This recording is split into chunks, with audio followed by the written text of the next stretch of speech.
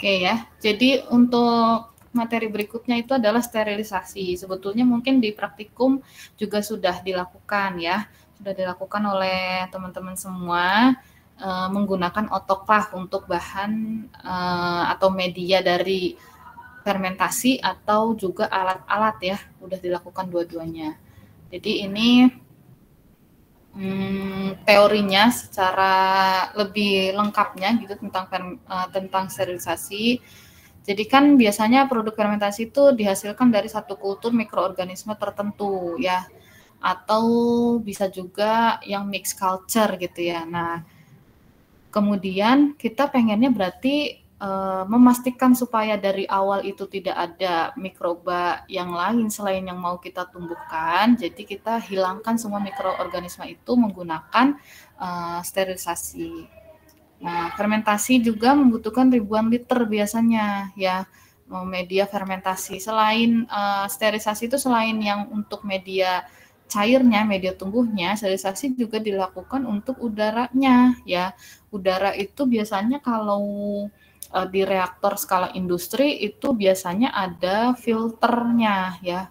Nah, di skala lab juga sebetulnya yang skalanya udah 5 literan itu untuk ke fermentornya itu udah dikasih filter pakai membran biasanya supaya udara yang tadi sparging yang masuk ke dalam reaktornya itu udah merupakan udara yang steril gitu. Nah, selain itu juga limbah industri fermentasi yang menggunakan sel-sel DNA rekombinan biasanya harus dari harus bebas dari sel-sel itu. Biasanya kalau udah supaya tidak merusak lingkungan itu biasanya dari produk industri fermentasi menghasilkan sel-sel DNA rekombinan itu harus didestruk ya, bahasanya destruk ya kalau kita di lab. Nah itu juga dengan cara prosesnya intinya kan sterilisasi. Nah, kenapa sih kalau fermentasi dimasuki oleh mikroorganisme asing itu menyebabkan apa ya? Jadi pertama adalah produktivitas dari fermentasi itu akan menurun ya. Karena apa? Nutrisi yang seharusnya hanya untuk mikroba itu malah dimanfaatkan oleh mikroba lain ya. Nah, seperti ini misalkan contohnya di sebelah kanan ini ya. Nah, ini bahkan belum ditumbuhin nih oleh mikroba yang seharusnya kita tumbuhkan malah udah tumbuh jamur. Nutrisi yang ada di media ini kan bisa jadi terserap ya oleh jamur-jamur ini. Gitu. Malah apa harus dipakai untuk pertumbuhannya mikroba kontaminan sehingga ya bisa jadi produk yang kita inginkan malah tidak jadi. Nah, bila fermentasinya merupakan sistem kontinu, biasanya kontaminan dapat tumbuh melebihi mikroorganisme yang produktif. Iya, Pak. Jadi kembali. Siapa ya? Ini Pak Surya ya tanda tangannya ya? Sama dicat ya biasanya. Pak Surya apa ya? Pak Surya lagi ikut keliling-keliling ini ya? Jadi gimana? Atau Pak Surya dulu nanti tinggal dicat atau mau dicat dulu? Dicat dulu aja nggak apa-apa. Yang dicek-cek saja. Iya. Kasih ya Pak, banyak Pak. Oh, ya. Sejumlah orang ya. Ada 13 kasih. Nah, lanjut lagi. Bila fermentasi merupakan sistem kontinu, kontaminan dapat tumbuh melebihi produk mikroorganisme yang produktif. Nah, ini. Jadi biasanya kalau kontinu kan berarti kan medianya itu kan terus-terusan disuplai. Nah, ini bisa saling berkompetisi gitu. Nah, sampai akhirnya mikroorganisme asing akan mengkontaminasi produk akhir massa ya pada produksi, ini MISA, maksudnya untuk produksi sel yang tunggal ya, protein sel tunggal. Itulah, pokoknya intinya ya kalau ada fermentasi dimasuki oleh mikroorganisme asing berarti ada kontaminan yang akhirnya ikut menyerap nutrisi yang akhirnya mikroorganisme kita jadi nggak produktif dan dimanfaatkan oleh kontaminan. Nah, bisa juga malah kontaminan itu menghasilkan senyawa yang menyulitkan ekstraksi produk akhir. Ya bisa senyawanya atau bisa dari wujudnya tadi. Misalnya kita bentuknya pengennya mikroba itu bentuknya yang kalau bakteri itu kan halus ya, sedangkan ditumbuhi jamur bisa segede-gede ini, maka proses pemisahannya itu akan lebih sulit. Jadinya seharusnya pemisahannya itu satu tahap, ini harus ada filtrasi dulu memisahkan kontaminan gitu. Nah, kontaminan juga dapat mendegradasi produk akhir ya. Jadi contoh pada fermentasi antibiotik kalau dikontaminasi bakteri yang tahan terhadap ini ya, dikontaminasi bakteri yang tahan terhadap inhibisi antibiotik, akhirnya malah apa? Malah produk yang harusnya antibiotik malah jadi tidak berfungsi sebagai antibiotik lagi. Nah, kemudian kontaminasi fermentasi bakteri oleh virus atau bakteriofag ya namanya ya, bakteri yang kontaminasi oleh virus menyebabkan lisis pada kultur tersebut. Nah, itu efek-efek samping jika fermentasi dimasuki atau mendapatkan kontaminasi atau mikrobanya disebut kontaminan.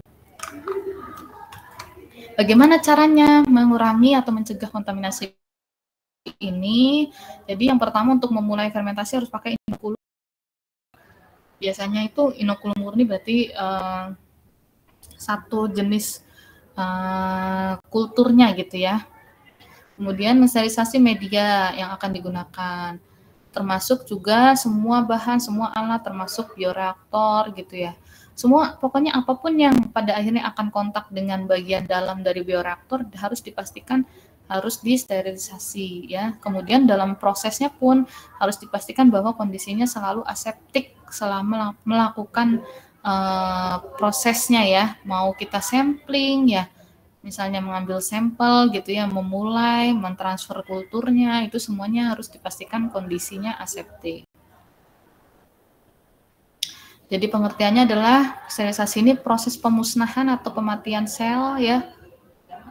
Mikroorganisme ini bisa ditambahkan yang tidak diinginkan atau selain dari mikroba yang diinginkan gitu ya. Nah, kematian sel ini adalah kegagalan, sebetulnya kematian sel atau yang menyebabkan sterilisasi adalah sel atau sporanya gagal bereproduksi ya di lingkungan yang menguntungkan. Nah, sterilisasi itu biasanya untuk medianya, reaktornya, air prosesnya, termasuk udaranya. Jadi semuanya. Nah, kalau sterilisasi untuk menggunakan autoclave di sini saya ada videonya, tapi kan udah pada bisa ya.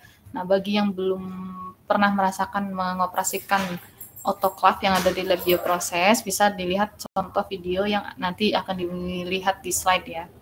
Nah, pemanasan dengan autoclave ini tuh kan prinsipnya pemanasan dengan steam ya. Jadi bukan dengan air panasnya langsung, jadi bahannya bukan yang kita rebus gitu ya. Beda dengan yang modul sterilisasi di bioproses ya, tapi kalau pakai autoclave itu prinsipnya airnya itu diuapkan sehingga steamnya yang akan mensterilkan alat dan bahan. Ini keuntungannya lebih ekonomis ya. Kemudian bisa untuk sterilisasi peralatan besar yang tahan terhadap panas. Kemudian sterilisasi liquidnya juga bisa dalam jumlah yang lebih besar. Nah, sterilisasi kalau yang selain pemanasan dengan steam, itu ada juga sterilisasi menggunakan radiasi sinar UV. Nah, ada yang pernah lihat di lab di bioproses yang ada di ruang yang tempat ngumpulnya dosen ya? Pernah lihat laminar airflow ya, atau kabinet? Pernah lihat? Yang kayak ada tempat duduknya di dekat tempat alat-alat yang udah steril, pernah lihat? Halo? Pernah, Bu. Ya, itu kan pakai ini ya, pakai UV tuh di dalamnya. Nah, jadi kalau bekerja itu dinyalakan blowernya dan juga dinyalakan UV-nya dulu sebelum kita bekerja. UV dinyalakannya sebelum. Kita kan nggak boleh kena radiasi UV lama-lama ya. Jadi alat dan juga media biasanya Erlenmeyernya kita masukkan. Misalnya kita pakai pinset, pakai ose, semuanya dimasukkan dulu. Setelah semprot alkohol, nyalakan UV, biarkan dulu sekitar 15 menit, baru kita matikan UV, nyalakan lampu, dan nyalakan blower, biasanya gitu. Nah, ini kan UV itu kan panjang gelombangnya 260 ya, nanometer yang paling efektif ya. Jadi sangat kuat dan ini tuh prosesnya mekanisme adalah diabsorpsi oleh asam nukleat sehingga molekulnya mengalami eksitasi menyebabkan eksitasi artinya kan keluar ya, keluar, akhirnya rusak si selnya gitu. Nah, tapi biasanya UV ini efektifnya untuk sterilisasi permukaan ya. Terus untuk sterilisasi air jernih biasanya intensitas sinar UV berkurang 2/3-nya untuk setiap kedalaman 5 cm. Nah, ada juga ya biasanya untuk proses air minum ya, mungkin kalau kalian pernah lihat yang untuk yang galon isi ulang itu, ada juga yang pakai sterilisasinya itu untuk pakai sinar UV. Nah, senyawa protein pada susu mengabsorpsi sinar UV dengan kuat. Ketebalan 0,1 mm mengabsorpsi energi 90%. Nah, tapi tidak efektif nih sinar UV kalau untuk liquid dengan padatan tersuspensinya yang tinggi gitu. Nah, biasanya keselamatan karena takutnya radiasi gitu ya, dan juga cost-nya yang cukup mahal, biasanya jarang sterilisasi UV ini dipakai untuk skala yang lebih besar. Nah, ini contohnya tadi laminar airflow ya yang ada di lab bioproses seperti ini. Bagian lampu UV-nya nih yang ada di atas. Waktu zaman awal-awal COVID itu kan ada ya yang kayaknya yang jual-jual ini. Jadi contohnya yang untuk alat-alat peralatan bayi ini juga pakainya prinsipnya ini UV. Terus ini biasanya di rumah sakit untuk masker dan sebagainya itu juga bisa disterilisasi dengan UV ya, alat kesehatan itu biasanya. Oke, jadi ini letaknya ya, panjang gelombangnya UV kan sekitaran sini ya. Kalau ini kan cahaya tampak nih. 400 sampai 780. Nah, ada juga yang istilahnya menggunakan sterilisasi menggunakan iradiasi. Iradiasi itu energinya tinggi, kemampuan penetrasinya kuat. Iradiasi itu pakai sinar gamma, sinar X atau berkas elektron ya. Ini lebih mahal lagi ya. Gelombang energi yang dilepas selama proses ini akan mencegah pembelahan mikroorganisme dari jamur atau bakteri sehingga ada perubahan struktur molekul dan akhirnya rusak selnya. Jadi ini sifat letalnya lebih tinggi, naik suhu bahannya tapi kecil gitu ya. Tapi bahannya tetap seger gitu. Nah, penetrasinya tinggi, tidak meninggalkan residu dalam bahan pangan. Nah, tapi kekurangannya dapat menyebabkan induksi mutagenik, terus karsinogenik, dan juga dosisnya ini biasanya lebih besar ya dari dosis letal manusia sehingga diperlukan faktor-faktor pengamanan saat kita memberikannya untuk bahan yang akan disterilisasi menggunakan iradiasi. Nah, sterilisasi berikutnya ada yang menggunakan bahan kimia ya, yang itu yang biasa kita pakai etanol ya, ada juga pakai etilen oksida untuk peralatan ya. Ada juga yang diasamkan pakai asam ya, ada juga pakai sodium hipoklorit ya. Sodium hipoklorit tuh kayak ini juga bisa tuh kayak Biclean kayak gitu juga bisa. Ada juga yang pakai ozon, tapi ini ozon tidak biasa digunakan untuk sterilisasi media fermentasi karena bisa merusak kualitas medianya.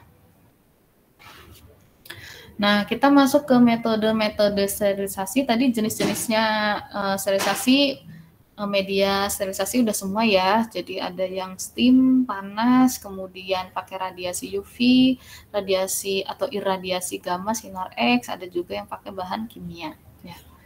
Nah, metode sterilisasi ini ada yang batch, ada yang continue. Yang pertama yang batch ini biasanya vesselnya atau tangkinya atau reaktornya dilengkapi dengan jaket atau koil pemanas. Dapat dilakukan secara in situ atau terpisah. Kalau in situ ya berarti langsung di reaktornya itu kita steril atau dipisahkan ya. Kalau dipisahkan berarti kayak kalian misalkan reaktornya Erlenmeyer, itu kan Erlenmeyernya yang diangkut ke dalam autoclave ya. Itu namanya ex situ. Nah, kalau in situ berarti reaktornya tetap kita justru masukin misalnya steam yang dialirkan supaya itu steril. Nah, jadi satu vessel sterilisasi bisa juga untuk beberapa buah fermentor ya. Seperti kalian kan Erlenmeyernya bisa banyak. Media sterilisasi dapat dalam konsentrasi tinggi dan diencerkan dalam fermentor dengan air steril. Bisa juga cara lain kalau mau menghemat kapasitas, itu media sterilisasi kan biasanya kalian langsung mau dipakai nanti seliter, emang bikin seliter. Nah, bisa juga bentuknya tuh dalam konsentrat. Jadi konsentrasi yang lebih tinggi, nanti baru kalian punya air steril, air sterilnya itu dipakai untuk mengencerkan gitu. Misalnya resep biasanya untuk 100 liter gitu ya. Nanti sebenarnya media yang dibutuhkan 1 liter gitu, 100 mili misalnya. Nah, padahal media yang dibutuhkan nanti 1 liter atau 1000 mili. Berarti nanti tinggal diencerkan pakai air steril aja 900. Itu juga bisa cara membuat media. Nah, untuk vessel sterilisasi untuk media yang viskos biasanya dilengkapi dengan pengaduk. Viskos berarti yang lebih kental ya. Keuntungannya apa? Sterilisasi batch itu peralatannya itu lebih murah, resiko kontaminasinya lebih rendah. Kalau misalnya karena batch itu misalnya kan jarang ada input dan outputnya lagi, jadi satu kali run. Terus kalau misalnya ini kontaminannya ternyata berarti yang batch berikutnya tidak kontaminan. Kalau satu alat terus continue kontam semua gitu. Terus kontrolnya biasanya lebih manual, jadi lebih mudah. Tapi kelemahannya apa? Untuk sterilisasi batch itu biasanya thermal lag-nya atau pemanasan dan pendinginan kembali itu agak lebih lama, sehingga tidak efektif untuk sterilisasi spora. Ya. Terus pemanasan yang terlalu lama, biasanya batch itu kan waktunya itu agak lama, bisa juga merusak komponen-komponen media seperti vitamin, protein, ya. Terus kalau misalnya kita di media ada gula, misalnya ada sukrosanya, bisa terkaramelisasi sehingga medianya nanti berubah warna jadi kuning kecoklatan. Jadi medianya berkurang kualitasnya. Itu ya. Jadi kelemahan dan keuntungan sterilisasi batch.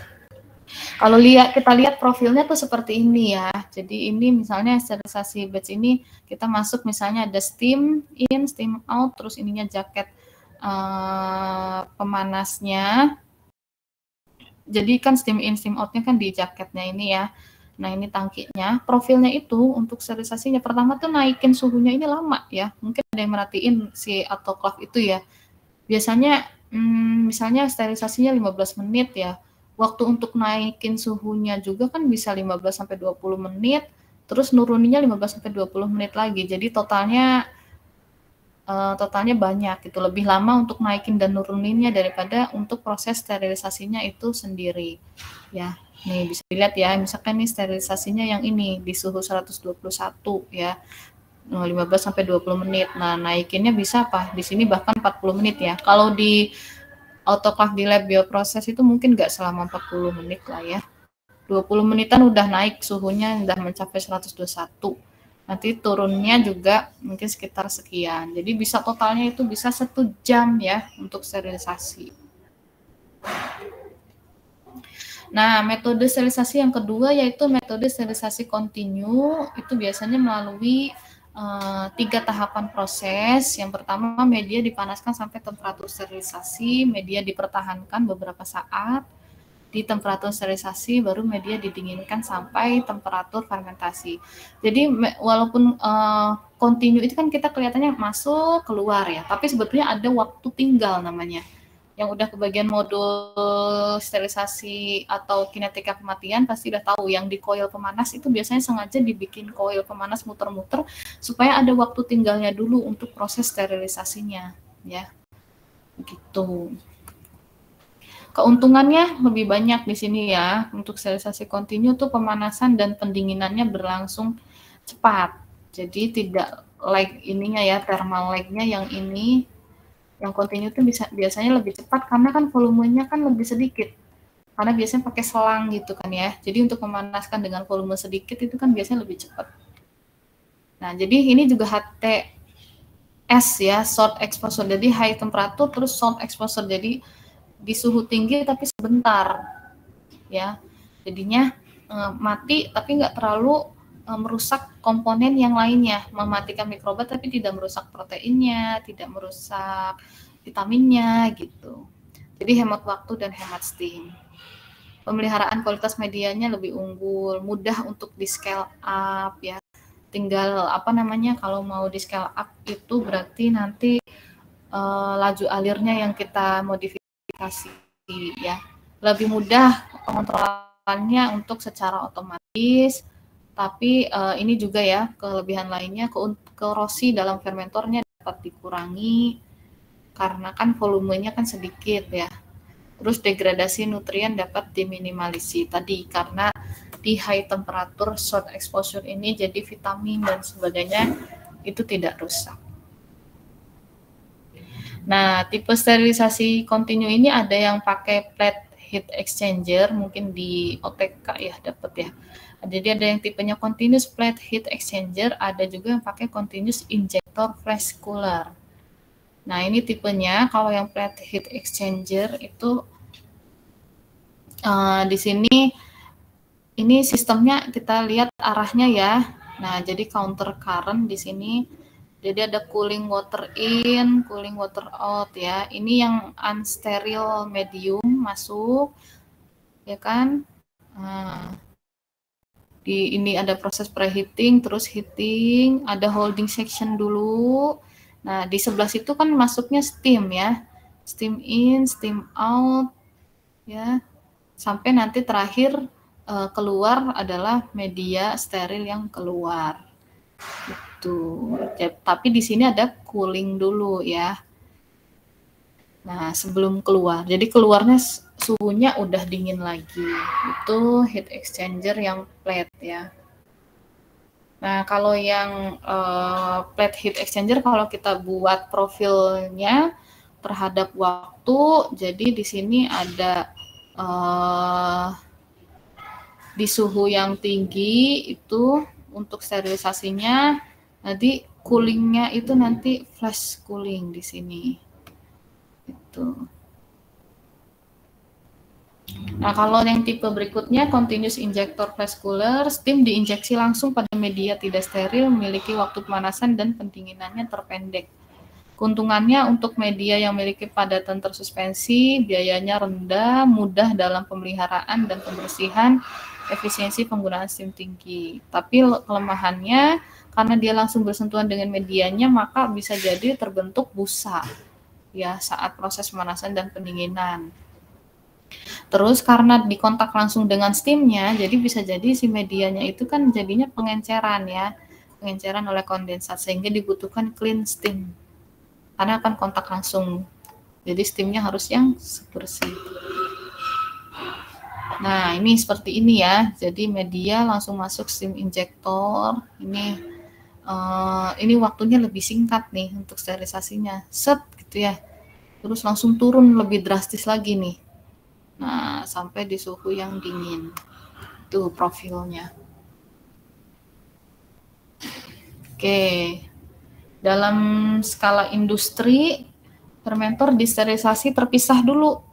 Kemarin di video waktu awal banget ya, video fermentasi yang saya tayangkan ya, itu fermentor disterilisasi dulu, baru nanti media steril dimasukkan. Jadi fermentornya dulu, medianya misah, baru dimasukkan, dipakein peristaltik pump. Oke, biasanya kalau di industri metode yang dipakai itu adalah pakai jaket dan koil pemanas ya. Lalu disparging seperti gambar yang ini. Nah, ini pakai jaket pemanas lalu disparging dengan steam. Nah, ini ya. Ke seluruh bagian fermentor karena si jaketnya tadi kan mengelilingi seluruh tangki fermentornya itu. Tekanannya 15 PSIA sekitar 15-20 menit.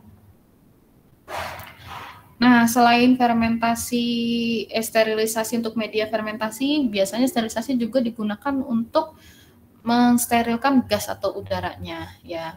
Biasanya fermentasi untuk yang harus butuh udara steril yang tadi aerobik dan anaerobik. Aerobik berarti udara yang ada oksigen, anaerob itu berarti si nitrogennya. Nitrogennya ataupun udaranya itu harus disterilkan dulu dengan apa? Ya, biasanya adalah sterilisasi udara bisa pakai panas, bisa juga pakai material, itu bisa pakai cotton atau fiber atau juga membran. Nah, itu ya. Biasanya itu dengan mengandalkan ukuran porinya. Jadi porinya itu dibuat lebih kecil daripada ukuran mikroba. Jadi misalnya mikroba di sekitar ukuran 20 mikrometer, maka dibuat pakai material material ininya yang ukurannya lebih kecil gitu ya. Nanti tergantung kira-kira yang bisa mengkontaminasi mikroba apa, jadi ukurannya harus ambil yang paling kecil. Makin kecil membran ataupun material ini makin mahal harganya ya, tapi makin efektif, tidak ada mikroba yang bisa lewat gitu.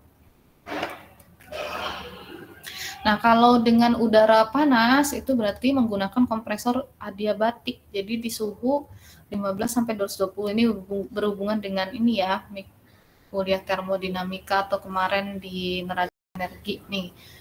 Kalau di udara adiabatik bisa sampai suhunya itu udara itu sangat tinggi. Nah, udara panas dan kering kurang efektif tapi untuk membunuh spora dibandingkan pemanasan beruap. Nah, udara yang keluar cepat menjadi dingin dan pipa yang menghubungkan antara kompresor dan fermentor sukar untuk dijaga kesterilannya.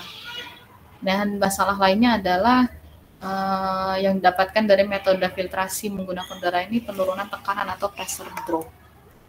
Gitu. Oke, untuk materi sterilisasi sampai sini. Adakah pertanyaan? Materinya sudah dapat di e-learning ada?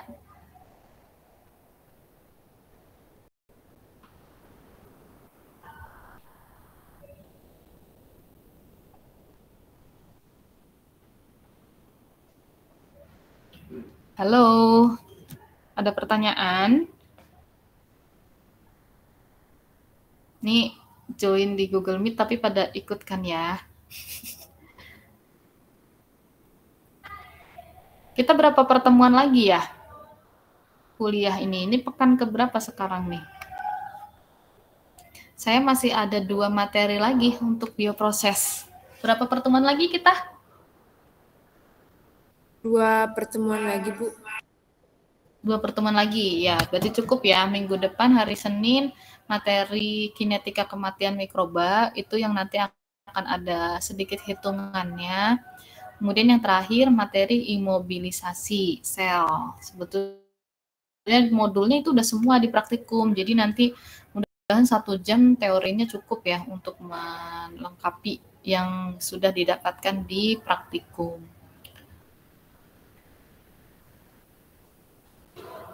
Sudah cukup? Tidak ada pertanyaan? Kalau tidak ada pertanyaan mungkin dicukupkan ya. Ada pertanyaan nggak? Tidak ada? Cukup, Bu. Cukup, Bu. Oke, terima kasih ya.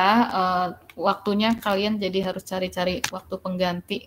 Mudah-mudahan minggu depan nggak ada, kita sesuai jadwal di hari Senin. Presentasi sudah semua. Jangan lupa nanti materi PPT-nya di-upload di Google Drive. Silakan PJ-nya yang menyediakan, Google Drive-nya mau yang mana. Misalnya satu kelas 2A dan 2B dipisah nggak apa-apa. Jadi nanti link Google Drive-nya ada 2 ke saya. Ya, gitu ya.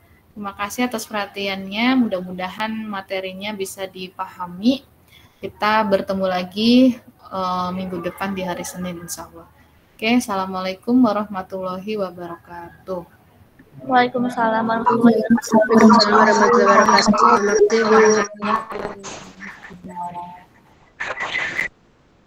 Saya izin live ya.